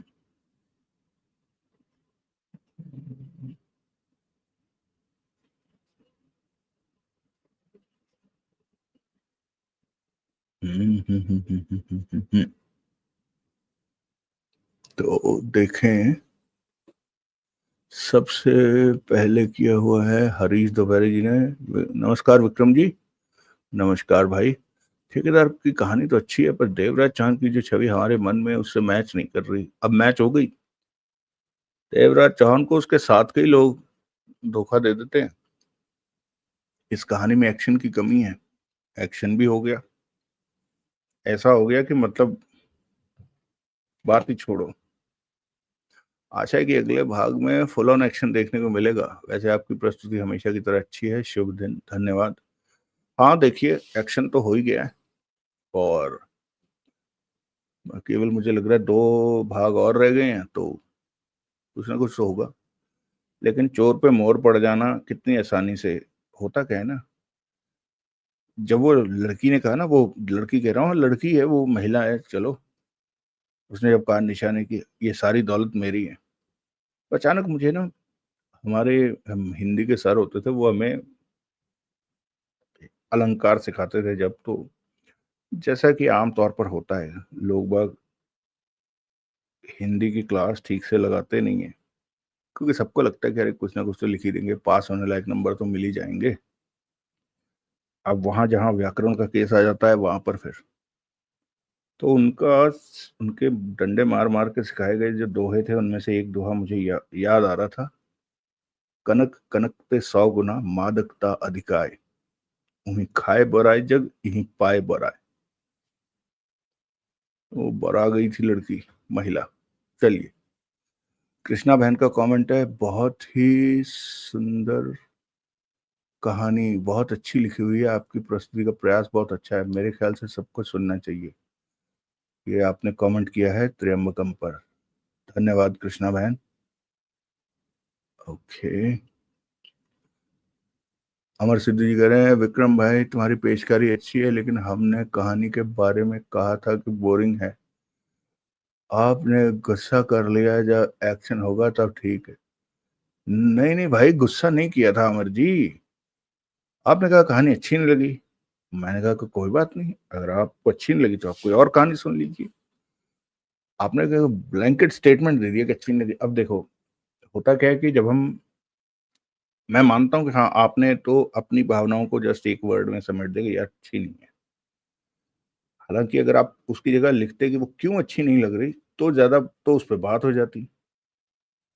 ठीक है, तो इसलिए अब हम किसी भी चीज को जनरलाइज करते हैं कि यार ये बोरिंग है, वो क्यों बोरिंग है भाई, इसमें नमक कम है, मिर्ची कम है, क्या बात है, सिका हुआ नहीं है, तला कम है, मतलब मैदा यूज होना चाहिए था, आटा वो यूज कर दिया, क्या चक्कर है। इसलिए बाकी गुस्सा वुस्सा नहीं है। अवतार भाई का कमेंट है, विक्रम भाई नमस्कार, कोलकाता टेस्ट में वीवीएस लक्ष्मण ने 281 और द्रविड़ ने 180 रन पर, हाँ बिल्कुल सही कहा, आई स्टैंड करेक्टेड, बिल्कुल सही कहा। 280 रन बनाए थे, 280 क्यों, ज्यादा ही थे, 81, ओके।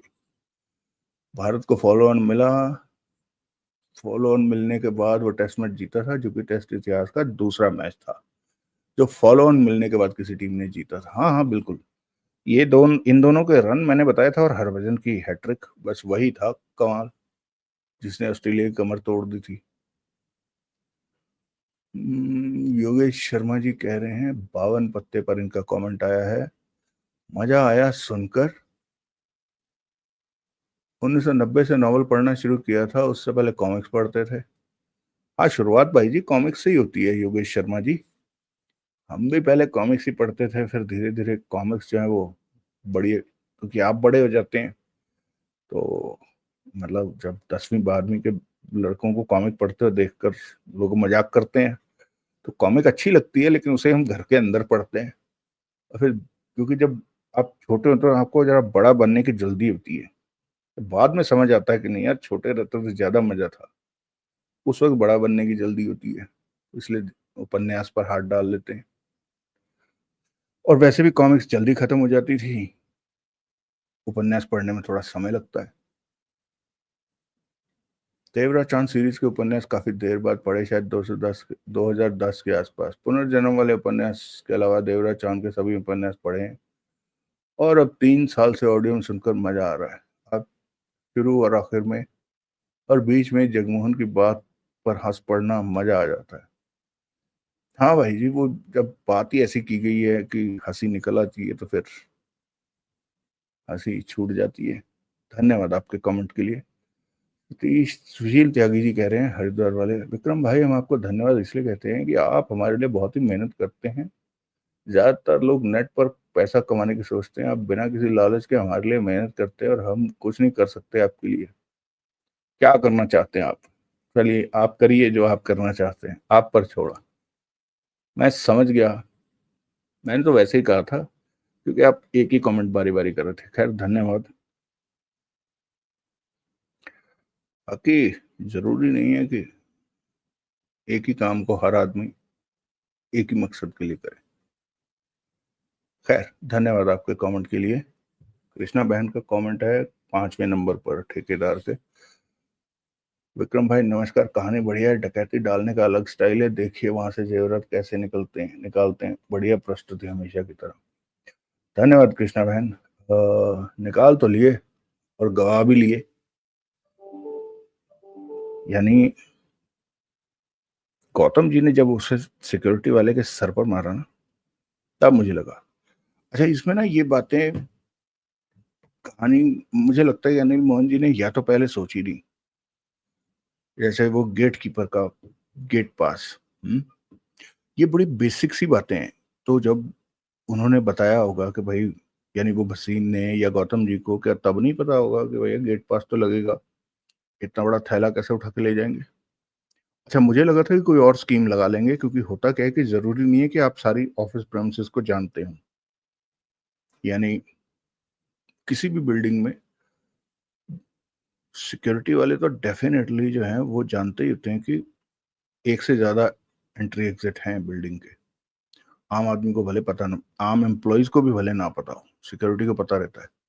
और उनको पता रहता है जो वहां का एडमिनिस्ट्रेशन देखते हैं, खास तौर पे जो इमरजेंसी एग्जिट्स होते हैं। और इस तरह की जितने भी बढ़िया फैसिलिटीज होती हैं उनमें इमरजेंसी एग्जिट्स होते ही होते हैं।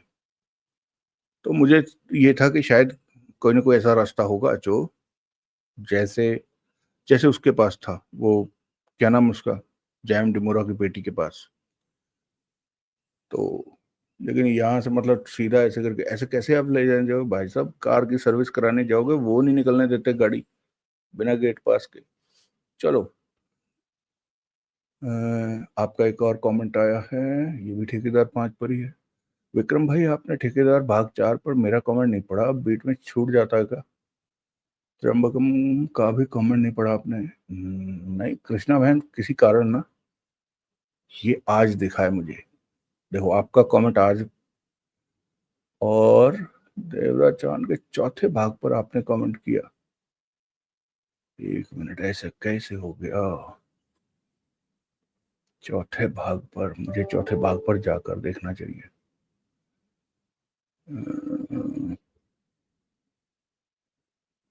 नहीं, कल आपका कमेंट पढ़ा तो था मैंने, आपने कहा कि कहानी अच्छी चल रही है, लगता है वॉल्ट मालिकों से डकैती डलवा देंगे देवराज चौहान। बढ़िया प्रस्तुति, लंदन वाला किस्सा बड़ा ही रोचक लगा, अच्छी जानकारी थी। या फिर मैंने हो सकता है कि क्लिक कर दिया और आगे बढ़ गया। खैर, क्षमा चाहता हूं अगर मैंने नहीं पढ़ा तो। धन्यवाद आपके कमेंट के लिए।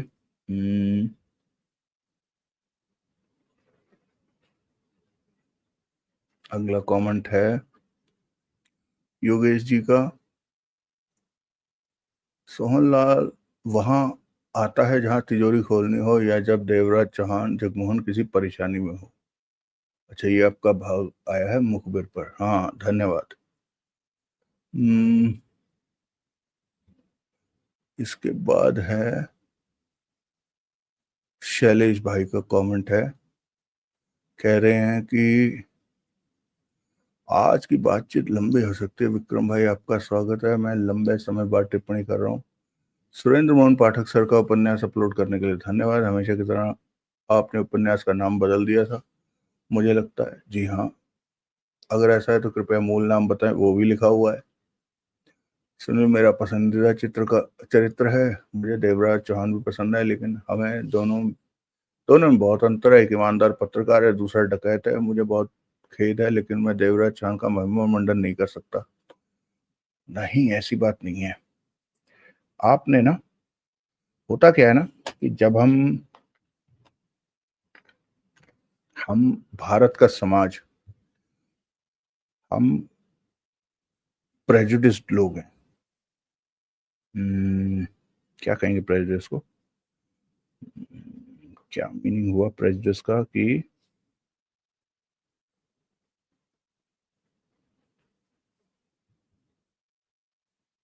पूर्वाग्रह से ग्रसित लोग हैं हम। कैसे? किसी आदमी को यदि कोई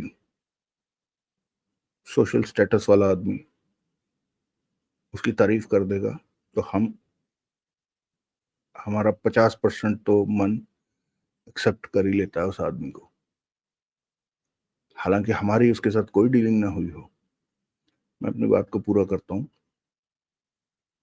देवराज चौहान चूंकि एक bad element of the society है, इसलिए कोई भी उसे उसे लिखने वाला उसे एक्सेप्ट नहीं कर रहा, पढ़ने वाला तो बाद में एक्सेप्ट करेगा। और ये मैं ऐसा क्यों कह रहा हूँ, क्योंकि जैसा मैंने कहा कि जितनी इस तरह की वो है पॉसिबिलिटीज के ऊपर काम करने वाला आदमी देवराज चौहान है, कोई उसका सामान ऐसे ही उसके पास से ले जाएगा और उसे पता नहीं चलेगा उसे फील्डिंग लगानी है।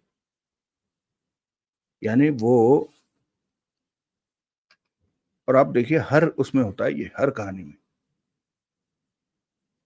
जबकि होना ये चाहिए कि चलिए मानो एक बारी उसके साथ काम करने वालों ने उसे धोखा दे दिया। अंग्रेजी में कहावत है, fool me once shame on you, fool me twice shame on me. लेकिन अनिल मोहन जी की करीब करीब हर किताब का ये पैटर्न है कि देवराज चौहान कुछ अनजान बंदों को इकट्ठा करता है, उनमें से दो आदमी धोखेबाज निकलते हैं। एक बार तो यहाँ तक कि सोहनलाल तक ने धोखा दिया हुआ है देवराज चौहान को, मुझे याद नहीं आ रहा किस कहानी में दिया है। वो लेके भाग गया था सब कुछ किसी और के साथ मिलकर। तो कहने का मतलब ये है कि इस तरह कैरेक्टर को ओन नहीं किया।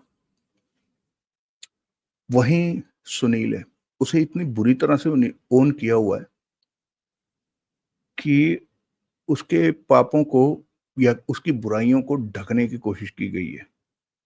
जैसे वो statement, I can't see a damsel in distress. और वो, यानी चलिए मान लीजिए कौन सी कहानी में है था, किसी कहानी में, किसी कहानी में है शायद, याद नहीं आ रही मुझे। सुनील क्या करता है कि उसे ना किसी का इंटरव्यू लेना होता है, किसी महिला का। वो महिला उसे कहती है कि तुम रात को 12 बजे आना, और वो चला जाता है। आप सामान्यता देखिए कि क्या है। और जो इस तरह का निरा मूर्ख आदमी होगा वो इतना तेज नहीं हो सकता, ठीक है। और फिर जिस हिसाब से वो पुलिस के साथ अटखेलियां करता है, यानी उससे कहा जाए कि तुम ऐसा मत करना, वो फिर भी वही करेगा। हालांकि ये अनिल मोहन जी उसको घुमा फिरा कर वापस ले आते हैं। और एक जगह तो खुद अनिल मोहन जी ने लिखा हुआ है कि वो प्रभु दयाल बनकर, कि भाई तुमने अपने पात्र को इतना स्ट्रांग कर देते हो कि उसके हर पाप के ऊपर वो कर देते। मेरे कहने का मतलब ये है कि सुनील का जो चरित्र है, यू नो अब मुझे तो पता नहीं, लेकिन मैंने, चूंकि मैं खुद एक लोअर मिडिल क्लास फैमिली में पला बड़ा हूं, तो मुझे अच्छी तरह से पता है कि आप हमारी सोसाइटी का ना एक, हमारा एक सर्कल होता है, और आप उस सर्कल में, ऐसा कभी नहीं हो सकता कि आपके सर्कल में कोई एक ऐसा आदमी हो जिसके साथ आप उसी सहजता से बात करें, यानी वो आदमी किसी दूसरे लेवल की सोसाइटी का हो और आप उससे उतनी ही सहजता से बात कर लें जितने आप अपनी सोसाइटी के लोगों के साथ सहजता से बात करते हैं। यानी कि एक आदमी, लोअर मिडिल क्लास का आदमी, अपनी लोअर मिडिल क्लास के सोसाइटी के साथ जिस तरह से व्यवहार करता है, मान लीजिए कोई गलती से उसका एक ऐसा दोस्त बन भी जाए जो कि अल्ट्रा रिच हो, मैं अल्ट्रा रिच कह रहा हूं, फिर भी वो उसके साथ वैसा व्यवहार नहीं कर पाएगा जैसा वो अपनी सोसाइटी के, अपनी बराबरी वाले लोगों से करता है। मैं ये इस तरह के शब्द प्रयोग करने से जरा परहेज कर रहा था, लेकिन नहीं। किंतु सुनील के केस में ऐसा नहीं है। हम्म? सुनील को एक बहुत ही ज्यादा फ्लैम्बॉयंट सा, एक बहुत ही ज्यादा, जरूरत से ज्यादा ग्लैमरस किरदार है उसका और उसके हर पाप को बहुत आसानी से इग्नोर कर दिया जाता है। अभी तो चूँकि मेरे को ठीक से मैंने इसका कैरेक्टर स्केच लिखा नहीं है, कभी लिखने बैठूँ तो मैं ढंग से बता सकता हूँ कि क्या बुराइयाँ हैं उसमें और वो लिखने वाला ही बताता है और हम उससे इसलिए ज़्यादा प्रभावित हैं क्योंकि उसका एक दोस्त जो है, वो पुलिस का डीसीपी है, खुद एक ऐसा पत्रकार है जो एक नेशनल डेली इतना बड़ा आप खुद सोचिए और आजकल ये पत्रकार लोग जो है ना, वो हमारी अप्रोच में आए हैं, इंटरनेट की वजह से। आप सोच कर देखिएगा, मुझे आपकी आयु का नहीं पता, जो भी कोई वैसा पत्रकार होता था, जैसा सुनील है, जिस काल में सुनील था, लोग उसके बारे में जानते भी नहीं होते थे। ये पत्रकार कोटा जो है ना, ये इतना बड़ा वो था, इसने अपने आप को डेमोक्रेसी का पिलर बना रखा था। आपने सुना होगा कि मीडिया लोकतंत्र का चौथा स्तंभ है। 3 तो चलो हमारे संविधान में लिखे हैं। इसने अपने आप को चौथा स्तंभ बना रखा था। तब जब ये आम आदमी की अप्रोच में नहीं होता था और जो भी कोई पत्रकार आम आदमी के अप्रोच में होता था, वो वही झोले वाला वो होता था जिसकी कोई सुनता नहीं था। जो सुनील के स्टेटस के पत्रकार होते थे, वो आम आदमियों में नहीं विचरते थे। आम आदमी उनका नाम तक नहीं जानता था। मैं आपसे दावा करता हूँ, आप मुझे किसी ऐसे पत्रकार का नाम बताइए, जो उस काल में सुनील के स्टेचर का पत्रकार रहा हो, जो किसी पूरे इंडिया फेमस नेशनल डेली का पत्रकार हो, वो भी चीफ रिपोर्टर, जिसके सर पर पूरा का पूरा अखबार खड़ा हो। तो इसलिए नहीं, लेकिन देवराज चौहान, हाँ, वो हमारी सोसाइटी का बंदा था। मैं कुछ ज़्यादा भावनात्मक नहीं हो गया, चलिए छोड़ो। तो इसलिए मैं देवराज चौहान की बुराई नहीं सुन सकता। सुनील की मैं चाहा तो बुराई कर सकता हूँ और भी। चलिए आगे बढ़ते हैं।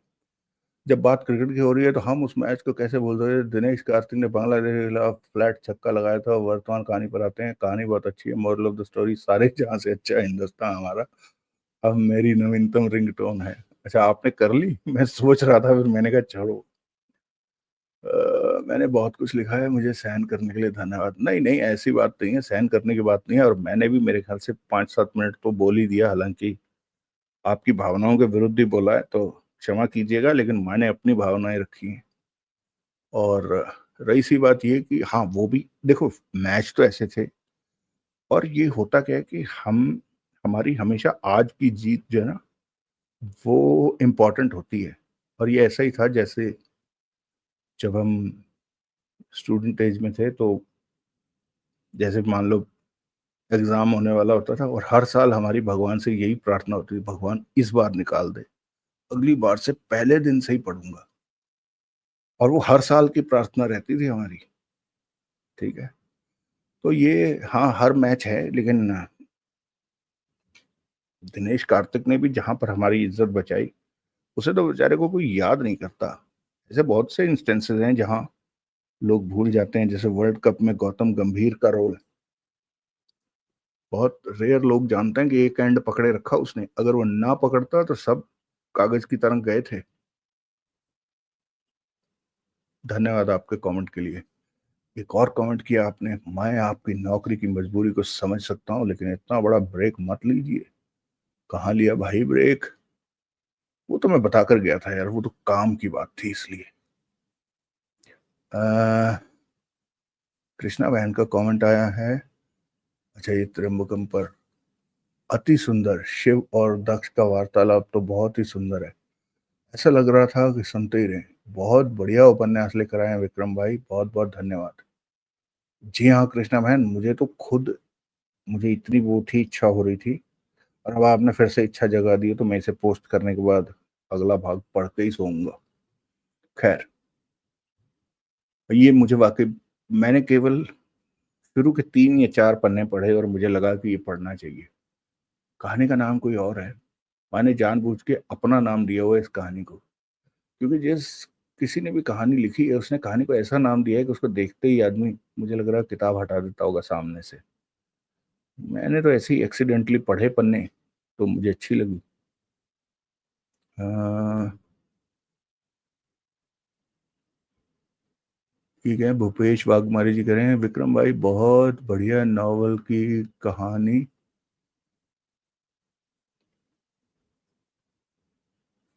नॉवल की कहानी नायर हो दूसरों से, मैं तो कायक हो गया आपका। नायर हो दूसरों से, मैं तो कायक हो गया आपका। कायक तो मैं समझ रहा हूँ कायल लिखना चाह रहा होगा आप।